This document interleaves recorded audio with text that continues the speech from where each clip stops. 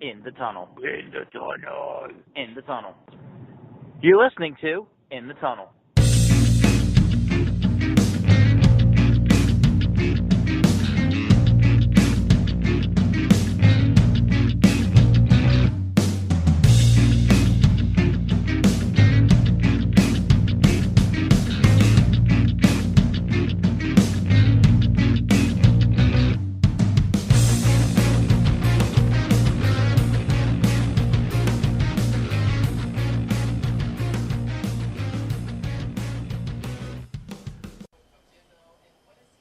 Hello and welcome to In the Tunnel. It is June 22nd, 2018. We are talking NBA draft preview because we recorded the night before, and we are talking baseball and hockey award season. My name is Jeremy. And I'm Sean. And it's time to dive in. So what do you want to start with? Let's just start with MLB, like we've been doing. So, Alright. AL West? Yep, West Coast week. Alright, so at the top of the AL West is the Astros. They've been really dominant, basically, since the beginning. Yep. I mean, it's hard for us. I mean, I don't know if you know this. Charlie Morton, one of their pitchers, is from Flemington. So, you also used to be on the Pirates, so hard to root against him in my shoes. But they've also put together quite the pitching staff with Keuchel, Cole, Verlander. They don't really have a weak spot in their rotation, and their bats have been young for a few years now. Most of them are only going to get better with time, so really, the window is wide open for Houston for upcoming years. Yeah, and I mean, just goes to show this year they're doing really well, and the only team that's really keeping pace with them is the Mariners. Yeah, I mean, the Mariners kind of a surprise to me. They're 49-26. They're one of those teams that They're 46-29, by the way. Okay, Sean, got it. So they're 46-29. And really, they're a team that just every year they put together a decent squad and never really play well, or never enough to make the playoffs. And this year they lose Robinson Cano, their best player, to a PED suspension. And for me, it's just a little surprising because they're at 46-29, arguably doing better this year than any other year.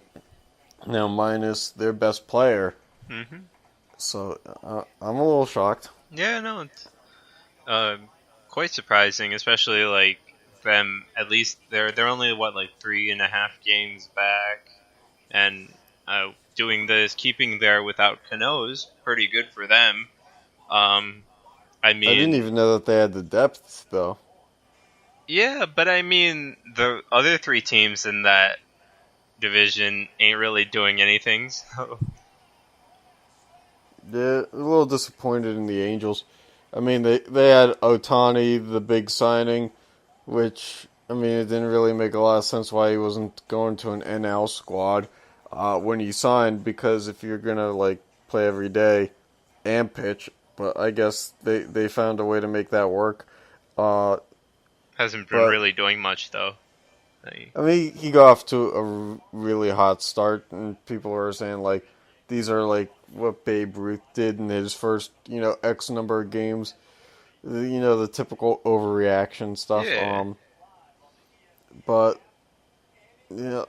it's unfortunate you have some guys like Mike Trout on this team. You have Pujols. It's how many big names do you have to have on a team for them to actually succeed? It's a little disappointing that they haven't gotten the job done.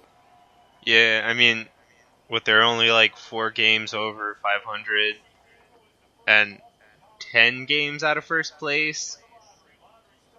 So, I mean, even though we're 70 some games, 75 games into the season about, I don't know. Don't ask me. I can't even get 49 or 46 right. Yeah, we're about 75 games into the season. The Angels are 74 games into the season.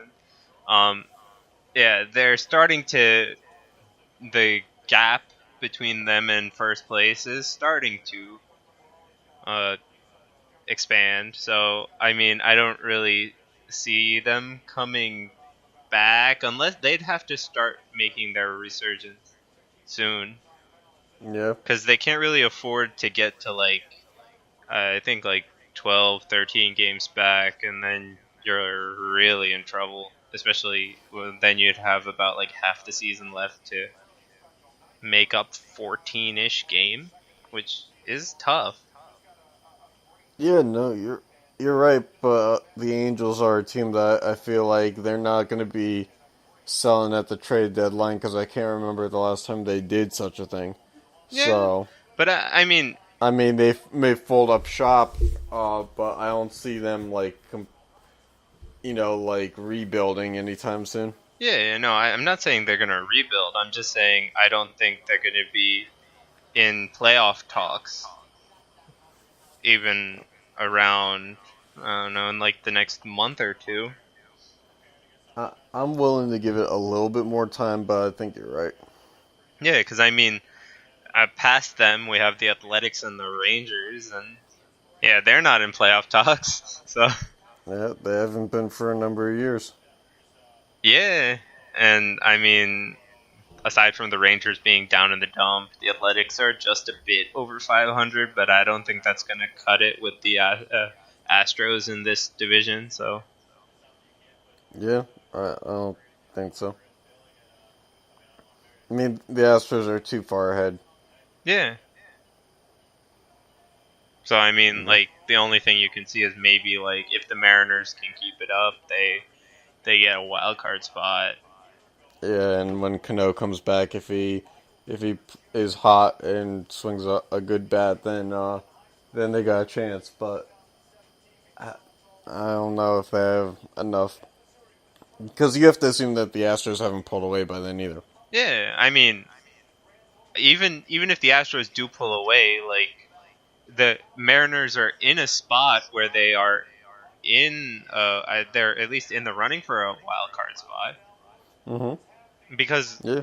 I mean, what they have all what they're 17 games over 500 if you look at their record. So I mean that has to be one of the higher win loss differentials in the league. Yeah. So I'm but the problem is at least for them is they can't let the gap between really them and the other teams, even outside of their division, just in the AL, get too big. Because if they're going to fight for a wild card spot in the end, they need to keep pace with the Astros. Right, which means that they can't slump anytime. Yeah, I mean it's not like Which is slump. They can't have too long of slumps. Like right. 5 game skid is going to happen in a 162 game season, Hmm. but you don't want it to get to like 9, 10 games. Right, but it's hard to ask of that this early in the season too. Yeah. So that makes it a little more improbable. Yep. So, All right, so over to the NL West. mhm. So in the NL Um, we have the Diamondbacks at the top yep, of a 40 and 33. pretty close division, I gotta say. Yeah, closest division maybe outside of the NL East, but the NL East is the beating of the dead horses kind of. So this is a different kind of uh, division, one that's actually competitive, and it's really not that much if you look down the standings. You got the Dodgers in second at 38 and 35, the Giants at 37 and 38, the Rockies at 36 and 38, and the Padres at 34 and 42. Yep, I mean, yeah, because the Diamondbacks are at the top with 40 wins and 33 losses. So this division is really one where I think anything can really happen. Yeah, Aside I from mean, the it looks Padres that winning way. it, but they can make a splash. I feel like and The Padres ruin one cannot of make a the splash. other teams' The season Padres cannot make a splash. They're like the worst team by make a ever splash. I assembled. mean ruin one of the other teams' chances. Not Sean, I legitimately don't think that they could literally splash. not Like, San Diego literally. is that bad. Hey, man, it's been a long day. Yeah, but It's been a long day. I It's not mean, getting any shorter. it's like surprising to me that you have four teams within 5 games of each other. I'd say it's surprising you have a whole division within 10 games of each other. Yeah, but like, because if we look one day and the next, the leader's gonna change. Like, you could literally have all 4 of those teams switch places with another in their division. Yeah. So And then the Padres will, like, maybe switch whittle away places slowly. with them. Yeah, exactly. I was going to try to make up some scenario, but it just did not seem realistic. Nah, they're just gonna whittle away slowly. I mean, if it's the one thing that you're good at, you might as well do it well. They don't want to be good at that. Well, unfortunately, they are. So, they'll have to deal with it. Yeah. And then, my thing is the Rockies, they kind of have this up and down thing where it's like they always look like they're going to be good, really good next year. Because, like, they'll have, like, really good pieces playing at all-star levels one year, which was last year. And then they'll go down and in the then, dumps. and then, and the next year, then they'll just, like, all disappear. And they've done this for years. It is when they had Tulowitzki would play amazing, and then next year he'd just always be hurt. And now it's like Blackman and Dickerson and all their other outfielders who are just like really, really good, talented guys who showed how, like, wow, look how good the prospect pool was for the Rockies. Like, give these guys enough time and they're all going to be all-stars. And it panned out that way, and then it just kind of went right back down, which doesn't surprise me at all. But the Giants, they just do what they do every year. They spend big money. To not produce. Right. They trade for good players like McCutcheon, stuff like that, and it's like, well, it didn't really matter. You know, I mean, to be fair, the entire division's really close, and I'm not counting any of the top 4 teams out until they do something like they go on like a pretty big losing streak or something. No, you're right, but I'm just saying, like, up until now. Yeah, I agree. They Giants haven't made the splash that you kind of expect. I mean, they haven't made the playoffs in a few years now, so... Yeah. And which they is haven't, weird, with but... their additions, they haven't really made the impact you would expect at this point in the season. Right. Yes. And, that's, it's really disappointing, but this is how both, like, teams like the Dodgers and Giants do things.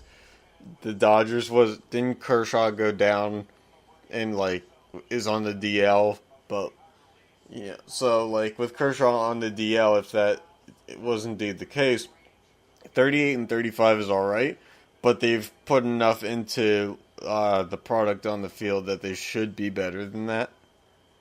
So, yeah. But I'm not surprised when the Dodgers have a down year. I mean, the past 4 or 5 years they've done pretty well. So yeah, I mean they're bound to have a down year, but exactly, I wouldn't call this a down year yet. Not yet, but they haven't been as dominant as they've been the last couple of years. Definitely. Because they also weren't in. We never said that the Dodgers were a wild card team in the past few years. Nope. Either, so. Yeah. Have not said that in quite a few years. We also haven't said that the Diamondbacks were in first place in a few years either. Yeah, that's been a while. More than a few Been years. a while. Been a long time. Yeah. They went probably through like 2 or 3 rebuilds since then. Yeah, I mean, probably the last time we were talking about the Diamondbacks being close to first place is early 2000s, though. I think that couple years in the late 2000s. Yeah, probably. Because Eh, isn't early eh. 2000s when they went to the... Did they win That's when in they beat. 2001? Yeah, when they beat the Yankees. Yeah, they won in 2001. And then I felt like they kind of just started slipping then and haven't really recovered until... And I don't say they've recovered now. It's a really close division. Mm-hmm. Yeah, it is. And I don't know that they're going to end up being the winners of this division. Oh, no, It's it's way too completely soon up to in tell. the air. I feel like any of the top four can take it. Yeah, I'd agree with that. It just matters on who gets hot enough and doesn't have the corresponding losing streak. Yeah. Consistency is the name of the game. Mm-hmm. Also, I don't know, later in the season we'll look at it, but we have to later in the season. It's really who does best against their own division, right? That really, because they play so many games against each other, really is going to determine it. Yeah, that's like we talked about last week with the Milwaukee Brewers. That's kind of been like their where they slip up a little bit. Yep. But we'll see. Yeah. It's a tight division, and hopefully it gets better. Yeah, it looks like it'll be a good division to keep an eye on throughout the season. Yeah, they're all so close, and it doesn't really look like any of the top four are going to slip too much. Yeah, put all their games at 7 so that we can watch them. If only. If only this could have been the NBA Finals. It might have actually been good. And you don't have to watch Golden State. Alright, so then we move on to the NHL Awards. They were last night. Winners across the board because that's what an award show has. And we're going to go through them. Yep. So,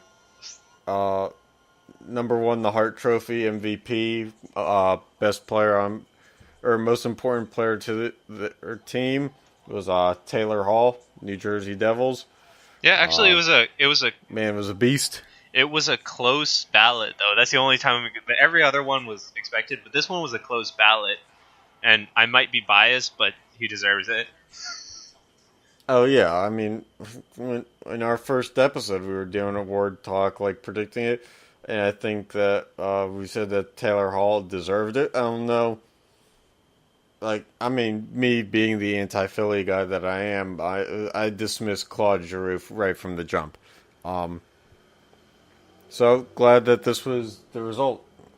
Yeah, Worked out pretty well. And then you had the Golden Knights. They just took home a bunch of hardware.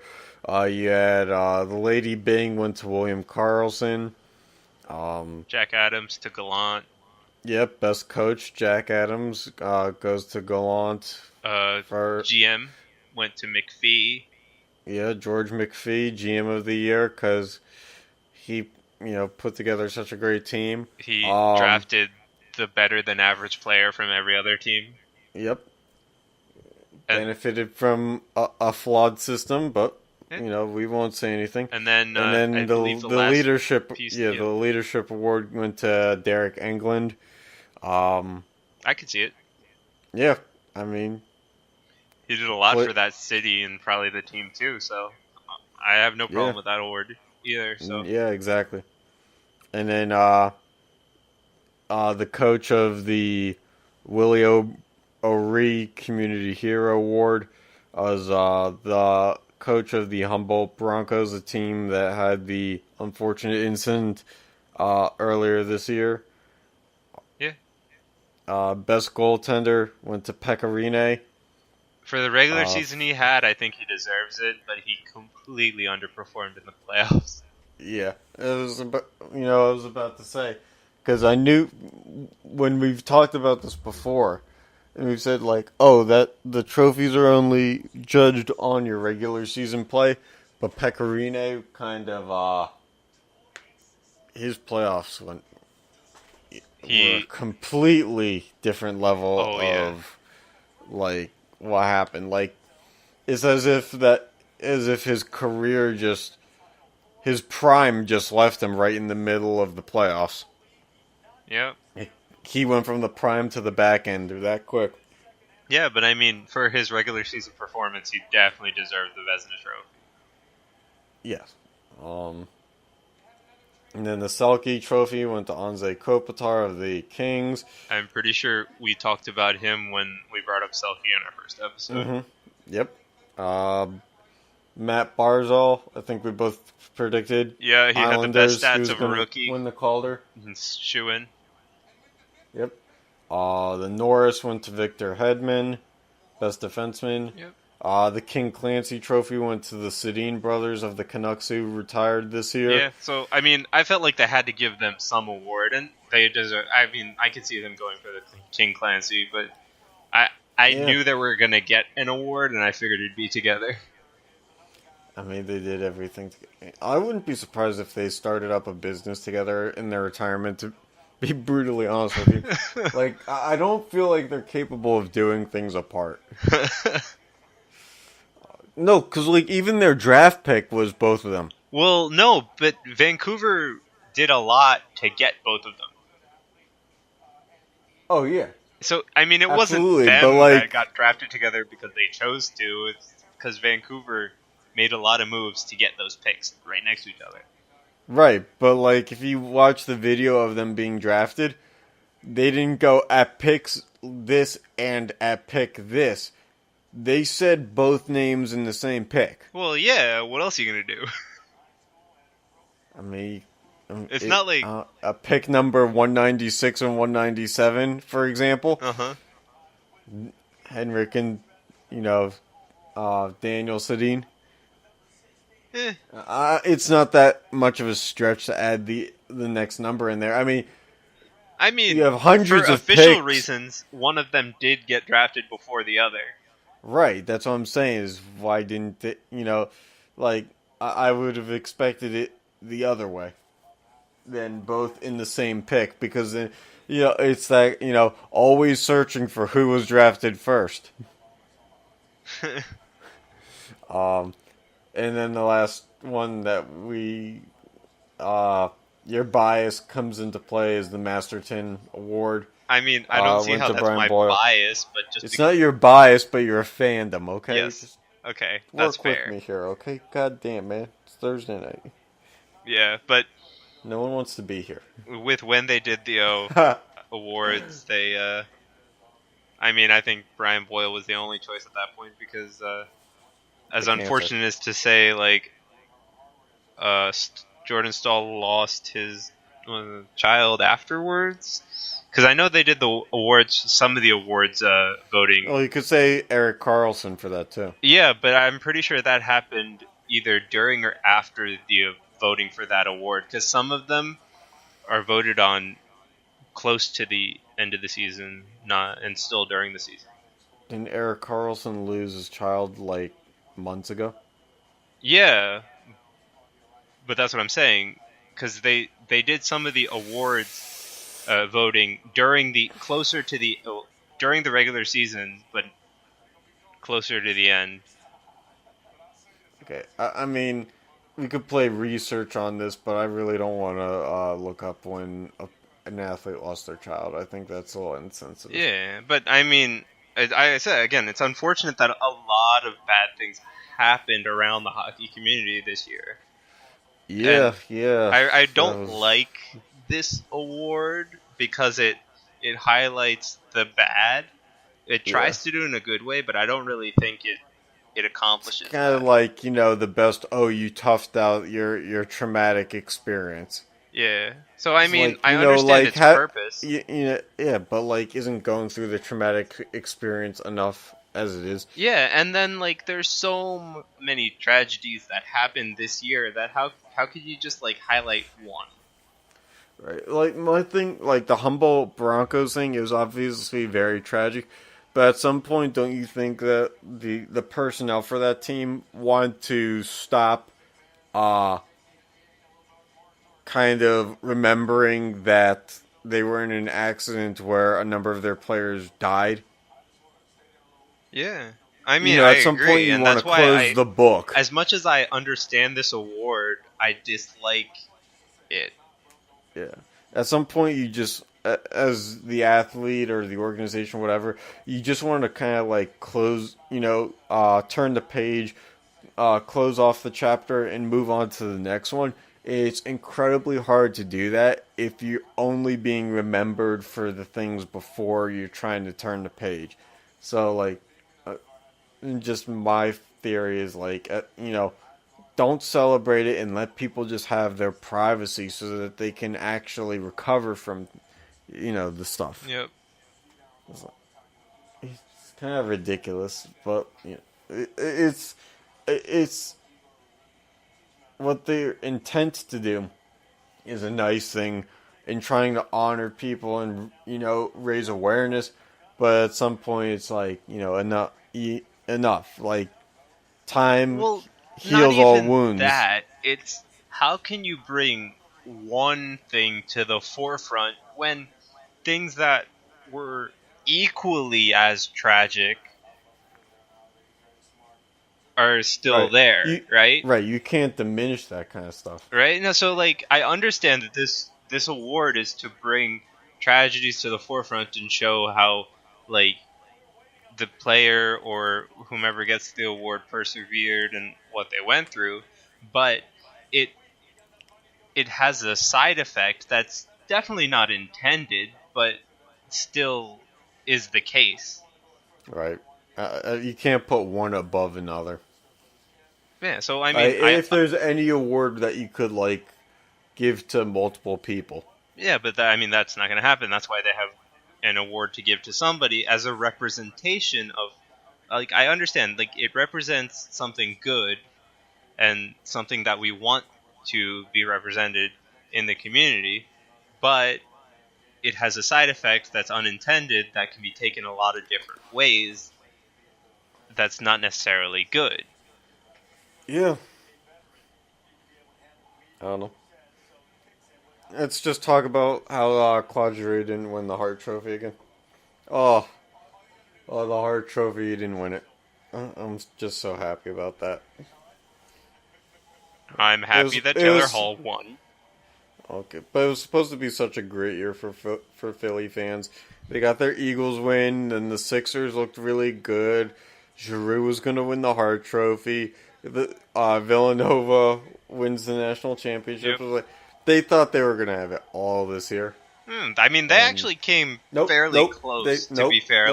Nope. Yeah, but I mean, the Sixers made it to the playoffs. Philly, I mean, they did pretty well. Yeah, no, not really. Just in terms of my mind, but Well, I mean, you have bias against them. if you say so. Definitely. Not if I say so, it's definite. If you say so. I've been hearing you make that sound since like first grade. I guess it's just my signature. No, I mean you do it like exclusively to me. I feel like Nah, I don't think so. I just say stupid things that make you think like why, and then I say smart things like Claude Giroux will never have won the Hart Trophy anyway. See, there it is again. Well, you asked for that one. I guess. I mean, not verbatim, but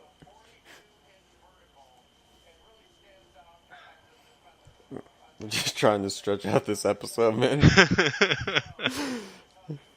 Yeah, I mean, we're killing through things actually. We're 30 minutes or so. Yeah, we've got one thing left, NBA draft preview. Because, well, it's happening tonight, but we needed this episode to be a little bit longer, so, suck it up. We're doing it our way this time around. Next week we'll go over the draft. Yeah. And probably pretty next year, shortly after yeah. we publish this one. Next year we'll just do a live show or whatever the hell you wanted. I don't know how we're going to do a live show, but we've got a year to figure it out. Yeah, so let's hit the draft preview, right? So top 5 picks are Suns, Kings, Hawks. Yeah. Then you got shit, I forgot to look up the order. I know the top 3 are Suns, Kings, Hawks, right? Yeah, I think so. Holy crap. We are bad radio. It's stupid ESPN app is so fucking horrible. Suns, Kings, Hawks, Grizzlies, Mavericks. There you go. And then you got Magic at 6, Bulls at 7, Cavs at 8, Knicks at 9, and Sixers at 10. Alright, and that's been the NBA draft. No, not really. So going into the draft, the number 1 and number 2s, at least that I saw on the mock draft sites for the past few weeks, were Doncic, who is a Slovenian point guard from, Slovenia. Luka Doncic, he's was expected to go 1 or 2, with the other prospect being DeAndre Ayton, 7'1" center from the University of Arizona. So I've seen tons of mock drafts having it either way, but then we had this headline that came out that because Doncic's EuroLeague championship was this week too, or he was playing in the finals, he chose to stay overseas and compete in the finals rather than work out for teams in the U.S. And I guess they undervalued him. They lowered his value because of it. Yeah, because which I think is stupid. Yeah, I mean, competitiveness, you want that. That's the reason why the Browns took Baker Mayfield number 1 is a guy with a competitive edge, and you're gonna say that the guy who's chasing a title is you're going to take value away from him because that's the kind of drive he has. That might be the stupidest thing ever. That's the kind of stuff that would make your, if anything, that would probably solidify his number 1 overall status in my mind. Mm-hmm. But for some reason, that's taken him away from the number 1, number 2 spot and closer to top 5, maybe even top 10. I don't get it. That's way stupid. Yeah, I mean, I agree because if I were a team, I'd want competitiveness, right? So he's staying overseas because he's competitive and he wants the EuroLeague championship.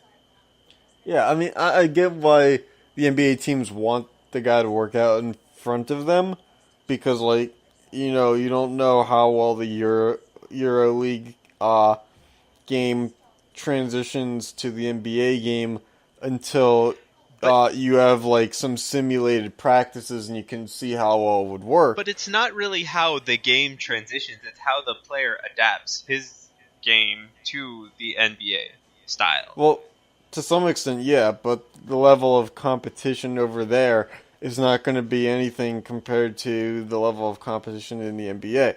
The caliber of players is way higher in the NBA than it ever will be over there. That's why the guys who don't make it in the NBA go to the EuroLeagues. Yeah, but I mean, it's a different style of play there, but I feel like it's mostly on the player because if you have talent, you should be able to slowly integrate into the NBA style from the EuroLeague style. I guess, but I don't know, my feeling is if I'm trying to justify what the teams are wanting in terms of getting the guy to practice first. It's because in the EuroLeague he's a man amongst boys, but if you put him in a league where the talent is higher, if he's just a boy among or a man among men, then it's like, is he really worth that high of a draft pick? Because he might just end up being like the sixth man for a team at that, if it doesn't work out well. Hey, I mean, but how many, like, draft picks are always volatile, though, so you have to go with what you think, because for all you know, usually the first pick will be pretty certain, but past that, it's quite volatile, because there are years where, like, the entire top five or most of the top five just doesn't make it from the draft. Yeah, scrubs.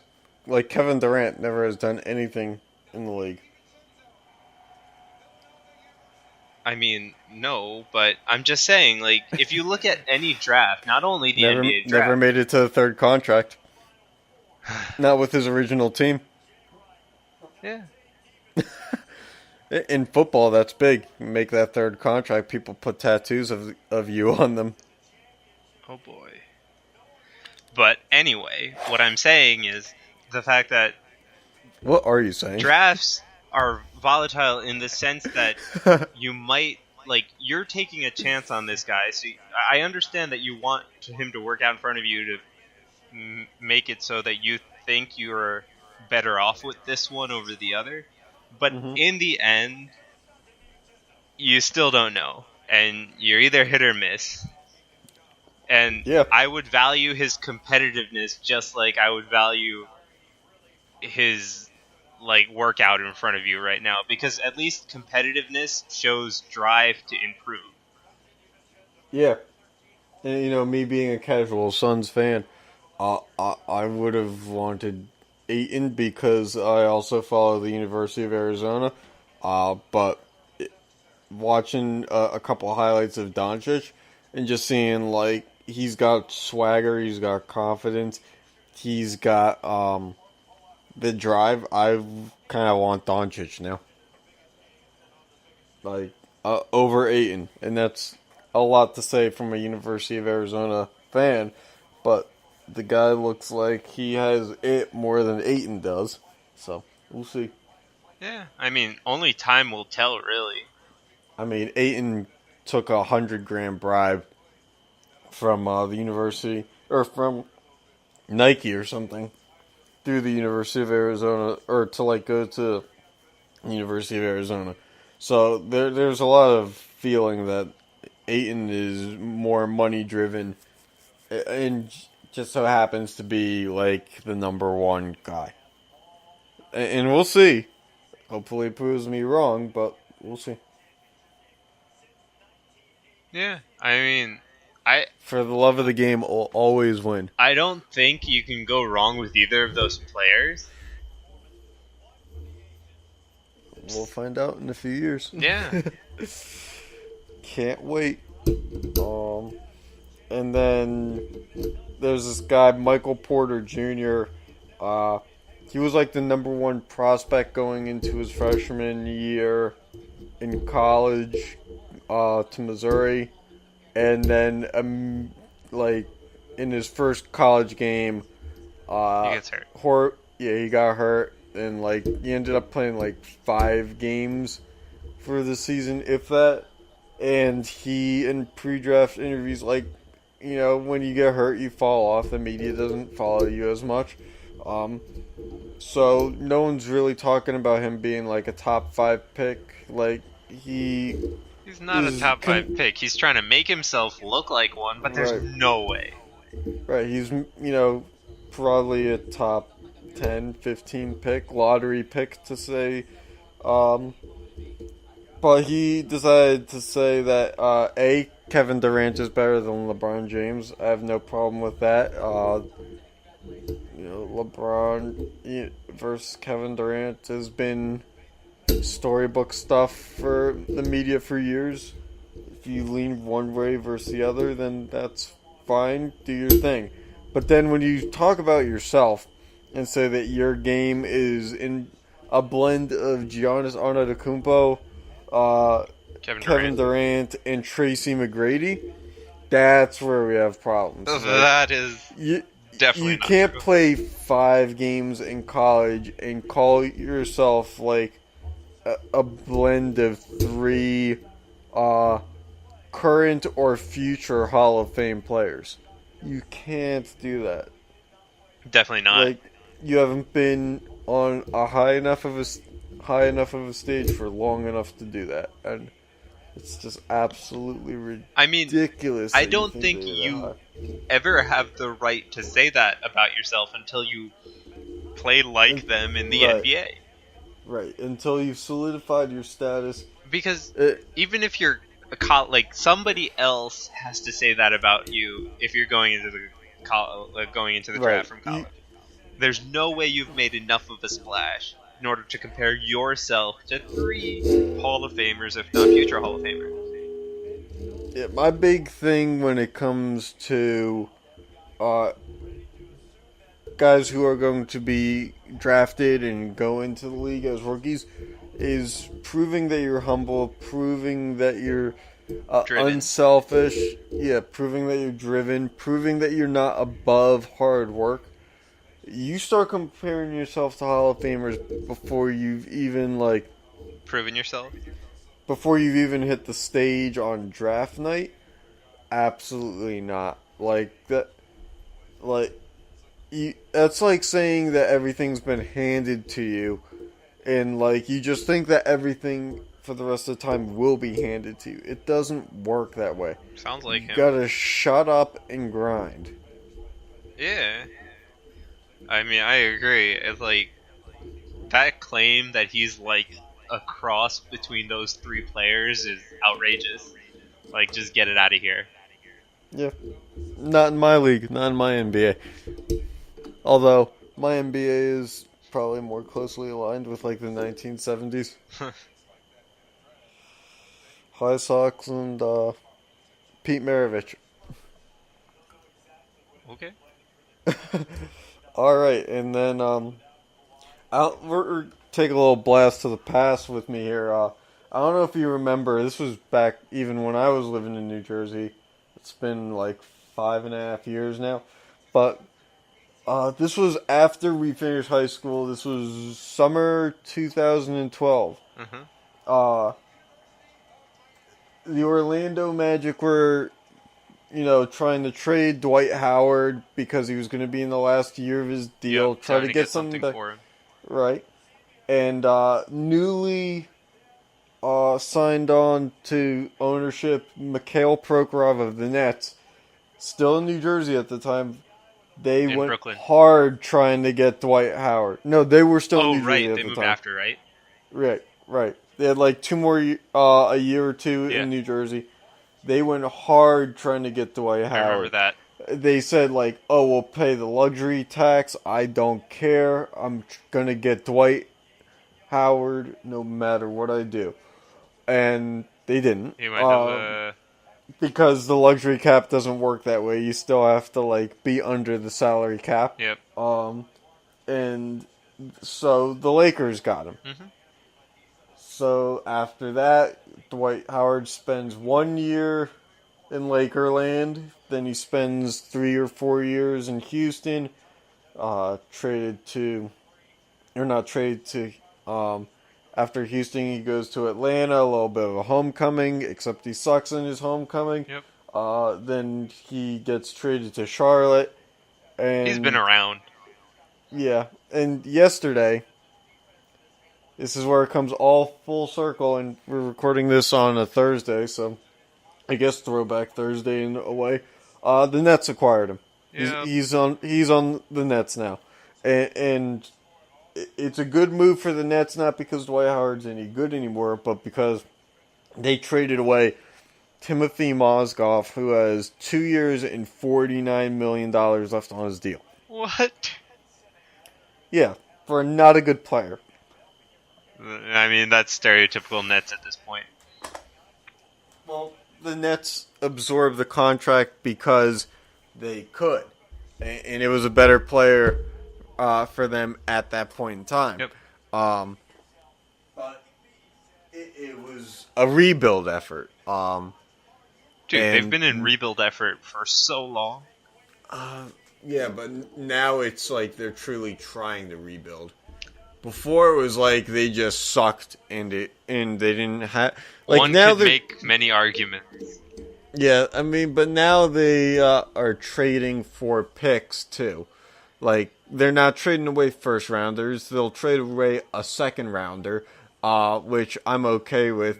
This If you're a draft fan, begs to because, differ. Kind of, but history will show that second round picks, depending on which pick it is, don't always pan out to mean much. But I mean, especially in even the NBA. late first round picks are quite a bit up in the air. Right, but I think they have a late first round pick and they didn't have trade 29. it. Which is yeah. They also have 3 second rounders this year. Yeah. And they traded, I think, 1 second rounder for this year for Dwight, and I think 1 in a future year. Okay. Which, that's not a lot to get a former All-Star who can kind of teach up-and-comers the way into the league, and to get rid of a big-time contract on a role player at the same time. They won that trade even if the trade doesn't translate. Yeah. Yeah, I agree. In terms of Dwight Howard's productivity, it doesn't matter. Yep. If the young guys on the Nets can learn from Dwight Howard, if he takes on that role to teach and help them, then it works. Yeah. And if not, if nothing else, they took on a smaller contract and got rid of a bigger one. So they can use it somewhere else. Right. If they want to try to find a free agent where they're like, okay, you be the teacher, then it works too. Because $6 million a year, that's a deal breaker in some contracts on mid-level players. Yeah, definitely. And the mid-level players may be the guys who teach better than the role players. Or not role players, the star players. Because the star I don't players think stars teach well anyway. Right, well, they're still so enamored in their career.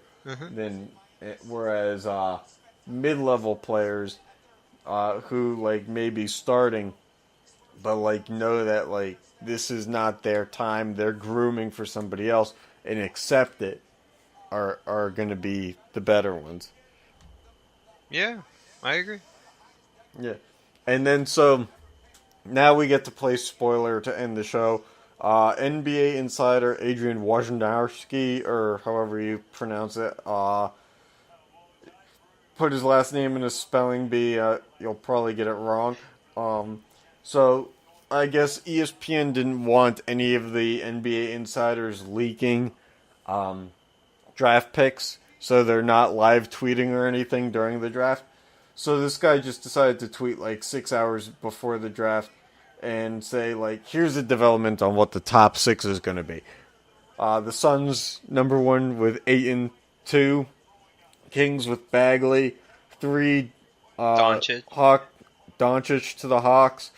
4, Jaren Jackson to the Grizzlies. 5, Mavericks with the Mo Bamba. And number 6, the Magic take Trae Young. So, there you go. Watch whatever TV show you want for the first half hour, because you don't need to watch the NBA draft now. It's already out there. Well, I mean, if those end up being the top 6, right? I mean, if it's a leak, then it should be, but we'll see. But only time it might will tell. not be a I'm leak. not going to tell. It could just be his prediction. Yeah, I don't think an NBA insider gives his prediction, or at least. Because this is the guy. He gives an educated guess. I don't think he gives something with 100% certainty. He's not the former player who sits in an ESPN studio. this is the guy who reports all the trades and has like all the resources. Like, there's reason to believe he has enough connections to actually. I'm not going to say it. they're all wrong, but like, maybe he missed one or something. I don't know. We'll find out. Yeah. It's an exciting time of the year, and we'll go through Adrian Wojnarowski's. Good luck with that name. I say it 3 times and nothing appears. We'll go over what actually happened on the next show. Yep. But until then, I'll catch you guys later. See ya.